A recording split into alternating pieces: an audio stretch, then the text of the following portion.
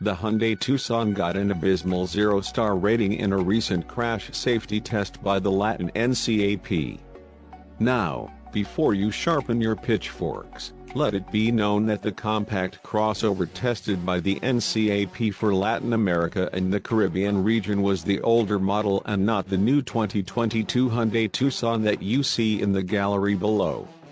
If you're wondering why was that so, Latin NCAP has an explanation.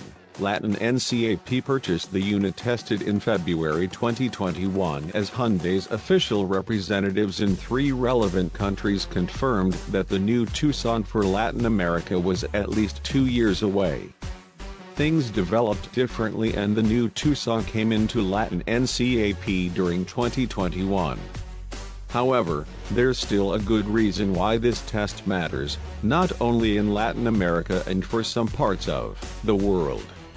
As pointed out by the Latin NCAP, there are still a number of markets that sell the outgoing Tucson.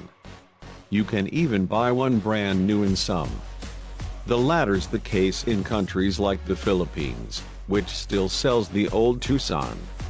Officially, Latin NCAP also noted Hyundai's alleged delay of the results.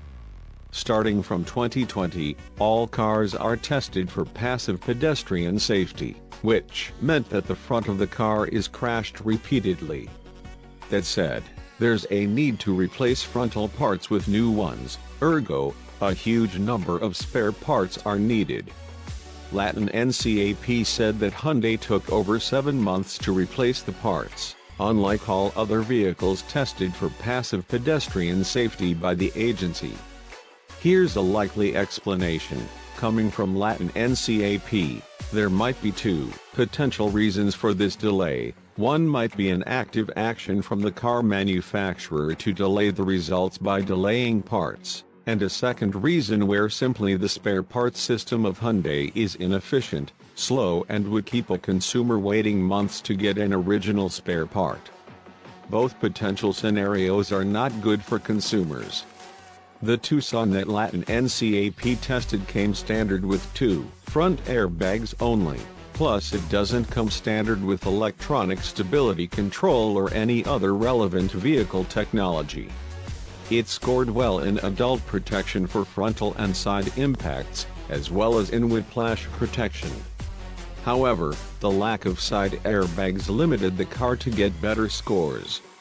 Child occupant protection performance was poor because of 2 things. Only a lap belt is available in the center rear seat and Hyundai declined to select child restraint systems, CRS, for the tests.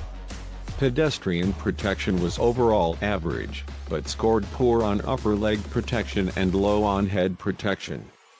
The lack of autonomous emergency braking, which can mitigate pedestrian accidents, also didn't help the case. Latin NCAP noted that it offered the Korean automaker to test the new Hyundai Tucson but it declined.